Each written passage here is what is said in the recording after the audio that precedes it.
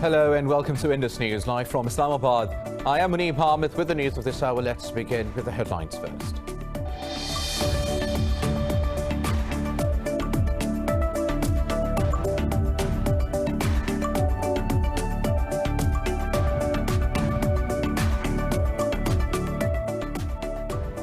Eight more protesters have been killed by the security forces in Myanmar's MYAING town and Yangon city. More than 60 people have died in clashes with security forces since the military seized power on 1st of February. Earlier, the US imposed sanctions on 2 children of Myanmar's military leader Min Aung and their 6 companies.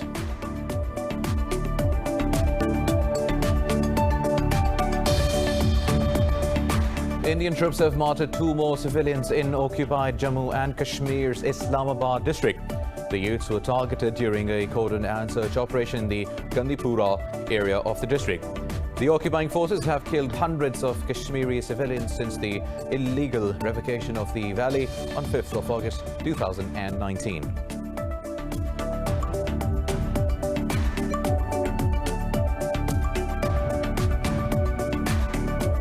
British MPs say the UK Parliament has the right to criticise India's handling of the farmers' protest. This comes after India summoned the British High Commissioner over debates on farmers' protest in the UK Parliament. Meanwhile, Indian farmers have called for a nationwide strike on the 26th of March to mark 4 months of agitation.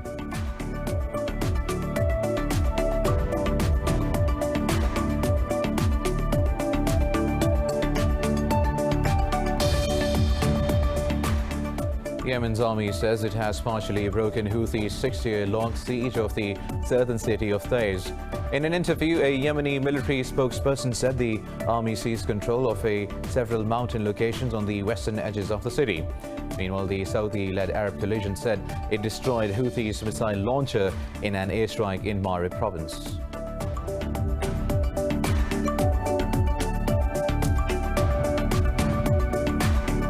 In Brazil, the number of daily COVID-19 fatalities has hit another new high, with 2,286 people dead overnight. Meanwhile, the U.S. Congress has passed President Joe Biden's $1.9 trillion COVID-19 relief bill. In Pakistan, more than 2,200 tested positive and 53 died overnight, with the death toll climbing to over 13,300. Globally, the virus has claimed more than 2.6 million lives and infected over 117 million people so far.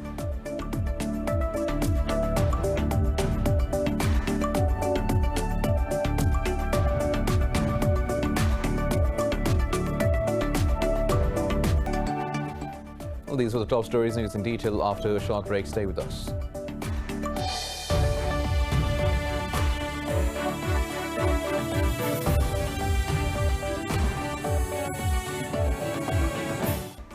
Welcome back. Now let's have the news in detail. 7 more protesters have been killed by the security forces in Myanmar's MYAING town and Yangon city. More than 60 people have died in clashes with the security forces since the military seized power on the 1st of February. Fresh protests continued in several cities, defying a brutal crackdown by security forces. Earlier, the US imposed sanctions on 2 children of Myanmar's military leader Min Aung Hlaing and their 6 companies. The U.S. Treasury Department said the indiscriminate violence by Burma's security forces against protesters is unacceptable. In a statement, Secretary of State Antony Blinken warned more punitive actions could follow. Meanwhile, the UN Security Council has condemned violence in Myanmar and called on the army to show restraint. However, the Security Council stopped short of threatening possible further action.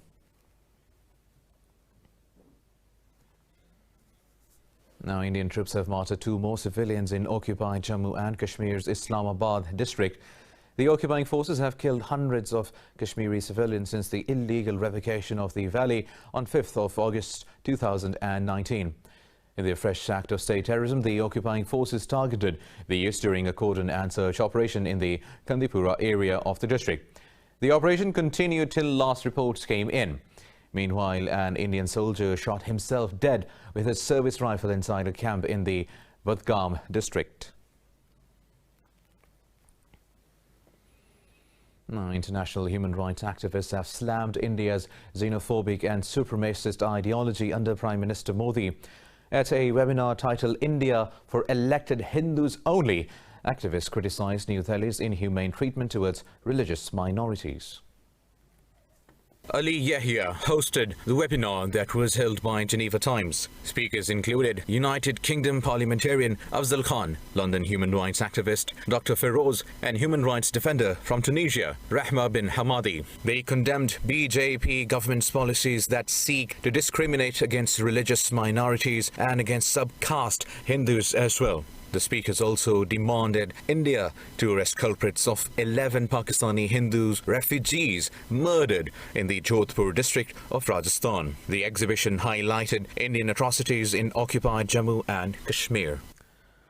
Also, British MPs say the UK Parliament has the right to criticise India's handling of the farmers' protest. Now, this comes after India summoned the British High Commissioner of a debate on farmers' protests in the UK Parliament.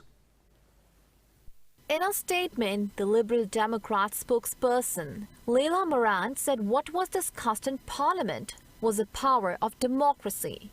She added the Indian government should have respect for the UK's democratic traditions. Earlier on Tuesday, the debate was called after more than 100,000 people had petitioned Parliament to discuss the protest. Liberal Democrat councillor Gurt Singh, who has Indian origin, had created the petition. In the 90-minute debate, British lawmakers criticised the reforms and urged Prime Minister to take up the issue at the G7 summit in June. Meanwhile, Indian farmers have called for a nationwide strike on the 26th of March to mark 4 months of agitation. Over 250 farmers have died during their agitation since November last year.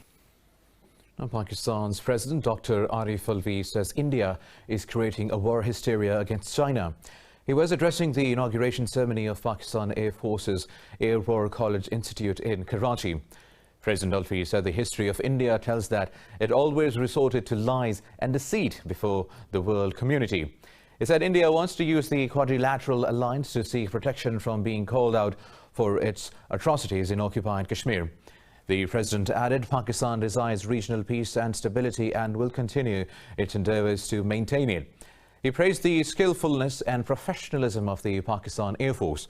Alvi said Pakistan Air Force's response to last year's illegal Indian strike was a combination of skill, intelligence and morality. Moving on, Yemen's army says it has partially broken Houthis' 6-year-long siege of the southern city of TAIZ. In an interview, a Yemeni military spokesperson said the army seized control of several mountain locations on the western edges of the city. He said the forces have also been successful in reopening a road to western areas on the Red Sea. Yemeni troops have recently launched a new offensive in TAIZ and have broken months of military stalemates with the Houthis. Meanwhile, the Saudi-led Arab coalition says it destroyed Houthis' missile launcher in an airstrike in the MARIB province. The coalition released video footage showing the strike on SAM-6 missile launcher at a warehouse. Now, Saudi Crown Prince Mohammed bin Salman has discussed ways to boost ties between Riyadh and Moscow with the Russian Foreign Minister. Sergei Lavrov has been in Saudi Arabia on an official visit. In a tweet, Saudi Foreign Ministry said the two leaders deliberated on matters regarding security and stability, both regional and global. It said Lavrov also conveyed greetings from Russian President Vladimir Putin to King Salman and the Crown Prince. Earlier, Russian Foreign Minister held a joint press conference with Saudi Minister of Foreign Affairs Prince Faisal bin Farhan.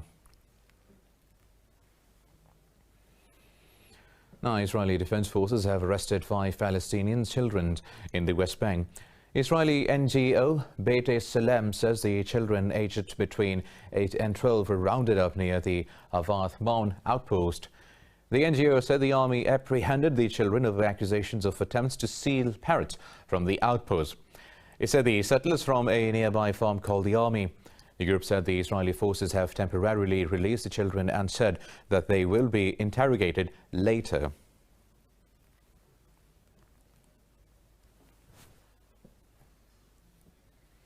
Now, Russia says its envoy for Middle East has discussed the conditions for restarting the Israel-Palestine talks with Spain and Italy. Moscow says the diplomats had a detailed exchange of opinions regarding the regional situation. In a statement, the Foreign Ministry said they emphasized the need for stepping up multilateral cooperation to restart the peace talks. The ministry said they acknowledged the counterproductivity of any unilateral steps on the track of dispute settlement.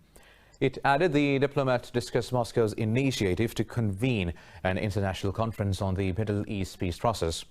Earlier at the UNSC, Russian Foreign Minister Sergei Lavrov suggested a ministerial meeting of the quartet members. United Nations Secretary General Antonio Guterres has called for more humanitarian access to conflict-torn Syria. Guterres made the remarks in a press briefing at the UN headquarters to mark the 10th anniversary of the Syrian war. Guterres said even after a decade of conflict, the situation in Syria still remains a living nightmare. He said some 60% of Syrians are at risk of hunger this year. He said intensified cross-line and cross-border deliveries are essential to reach everyone in need everywhere. Guterres also pledged that the UN will continue its pursuit of a political settlement in Syria in line with the Security Council resolutions. Now, U.S. Secretary of State Antony Blinken says Washington will maintain its support for the Lebanese army under President Joe Biden's administration. Testifying in front of the House Committee on Foreign Affairs, Blinken also pledged support for Lebanese Educational Institute. Blinken also affirmed backing for the plans to continue support for the refugee camps that dominate Lebanon. Lebanon's interim interior minister has warned the country's security forces are drained and unable to fulfill their duties. Meanwhile, the energy minister also said Lebanon faces a total power outage by this month's end if much needed funds are not approved. The financial meltdown and political deadlock in Lebanon have also prompted several protests throughout the country. Now, Japan has urged Iran to adhere to the 2015 nuclear agreement. Japanese Foreign Minister Toshimitsu Motegi held a telephonic conversation with Iranian counterpart Javad Zarif.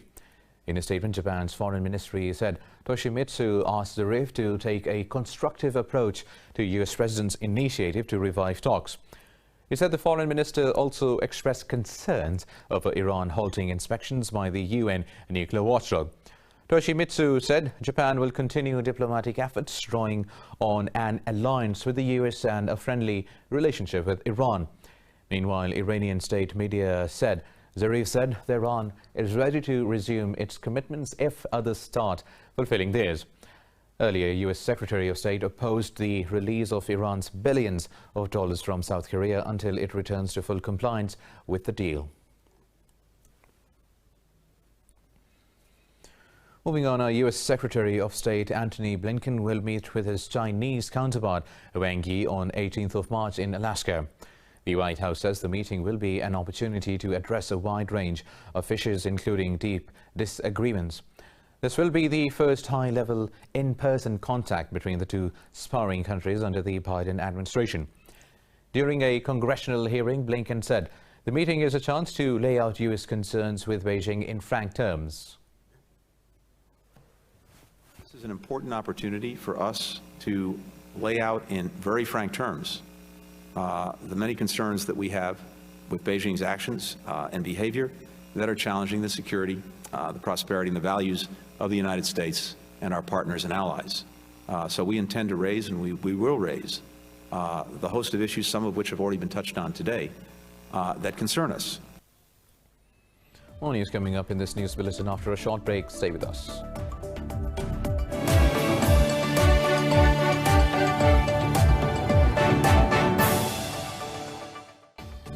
Welcome back. Now moving on with the news stories. In Brazil, the number of daily COVID-19 fatalities has hit another new high with 2,286 people dead overnight. Globally, the virus has claimed more than 2.6 million lives and infected over 117 million people so far. More on the virus in this report. After a full year since the World Health Organization declared COVID-19 a global pandemic, the new coronavirus is still going strong, claiming thousands of lives every day. A new wave of COVID-19 is ripping through Brazil. pushing hospitals and ICUs toward collapse and claiming record numbers of daily deaths. In the US, although life has started to move towards some semblance of normalization in several states, health officials have warned of fresh surges as more infectious variants of the virus continue to spread. Meanwhile, both houses of the Democrat-dominated Congress fulfilled their campaign promise of the COVID-19 relief package. We Democrats made promises, particularly we did in the Senate. We said if we won those 2 seats in Georgia, we would get things done. Mitch McConnell blocked bills 4 times in a row. And Mr. Ossoff and Mr. Warnock told the citizens of Georgia if they were elected, they would make sure that the actual promises made would be promises kept, and they have been. So this is a wonderful day for America. In Europe, 5 states have suspended the use of AstraZeneca vaccine following 2 deaths in Austria, allowing EU's medicine agency to conduct an investigation. In Turkey, daily infections have risen to the highest level, 10 days after President Tayyip Erdogan announced an easing of measures to curb the pandemic. Meanwhile, Australia has unveiled $928 million tourism support package to boost local travel while international routes remain closed. 800,000 tickets to ride for Australians to go out and ensure that they can experience this amazing country. That's what this is about. To keep people in their jobs, we've got to put planes in the air and we've got to put tourists on the ground. The Australian tourism industry needs more tourists. They want to get on and run the businesses and welcome the tourists. In Asia, South Korea is set to extend vaccinations for people aged 65 years and older with AstraZeneca's vaccine to wrap up its immunization drive. And over in Middle East, Palestine has registered highest single-day COVID-19 fatalities since the beginning of the pandemic. Meanwhile, COVID-19 has claimed 53 more lives in Pakistan overnight, raising the death toll to 13,277. The health ministry reported 2,258 new cases in the last 24 hours. The ministry said so far over 597,000 people have tested positive for the disease. It said more than 566,000 have recovered from COVID-19 so far.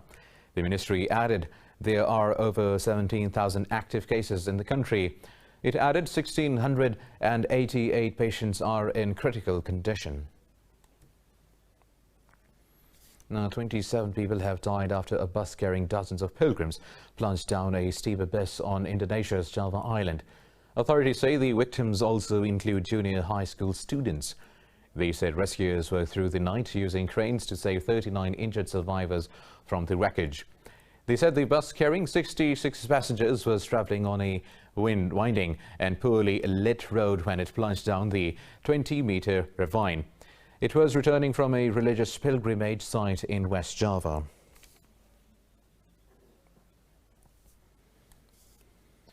The United Nations has denounced the deadly police operation in Venezuela. The UN investigators say they are looking into 200 killings allegedly committed by the country's police forces this year. UN fact-finding mission head MARTYR said preliminary investigations indicate that some of those killed were victims of extrajudicial executions.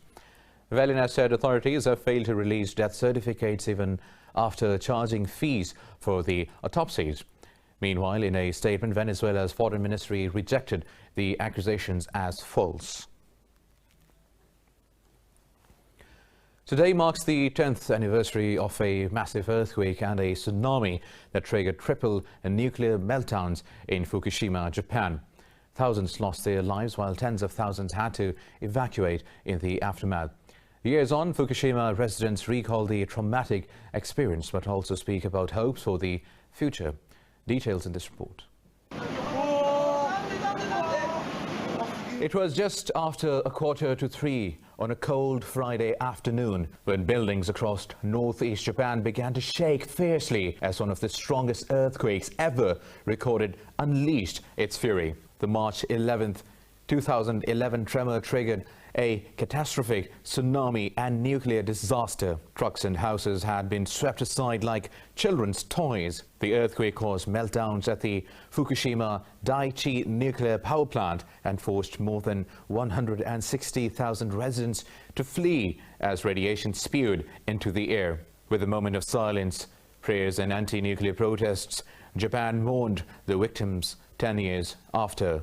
We must never let the valuable lessons learned from the great sacrifices made in the disaster fade away. I once again pledge here that we will continue to review the disaster prevention and mitigation policies to protect the lives of the people, and that we will work in all areas to strengthen our nation and to make a country that is resilient to disasters. Nevertheless, as the memories of the terrible incident gradually fade away, local residents are positive about the future ahead. Toshiharu Onoda, a 13th-generation potter living in a town close to the nuclear plant, were forced to flee when the massive earthquake struck. Now, with restrictions relaxed, the unique pottery has finally come back home, as Onoda is planning to open a new workshop in downtown Nemi. I would like to pass Aborizoma Yaki, a tradition with a history of more than 300 years, to the next generations. It is my goal. I hope that it could be carried on by as many people as possible. Meanwhile, famous singer Lady Gaga also sent her wishes to the people of Japan and praised them for their efforts. She said their conduct amid the Fukushima disaster is a source of hope for everyone during the testing times of the ongoing pandemic.